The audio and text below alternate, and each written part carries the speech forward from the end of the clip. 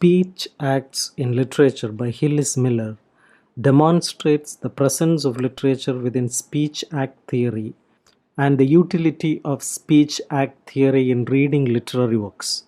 Though the founding text of speech act theory, J. L. Austin's How to Do Things with Words, repeatedly expels literature from the domain of suitable speech acts, literature is an indispensable presence within Austin's book.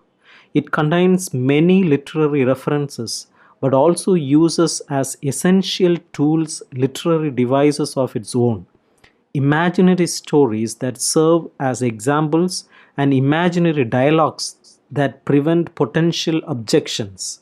How to do things with words is not the triumphant establishment of a fully elaborated theory of speech acts, but the story of a failure to do that, the story of what Austin calls a bogging down.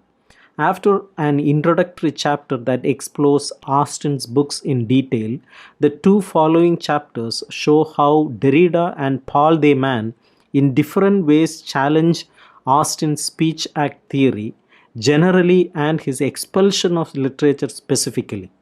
Derrida shows that literature cannot be expelled from speech acts rather than what he calls iterability means that any speech act may be literature. Dayman asserts that speech act theory involves a radical dissociation between the cognitive and positing dimensions of language, what Austin calls language's constative and performative aspects. Both Derrida and Dayman elaborate new speech act theories that form the basis of new notions of responsible and effective politico-ethical decision and action. The fourth chapter explores the role of strong emotion in effective speech acts through a discussion of passages in Derrida, Wittgenstein, and Austin.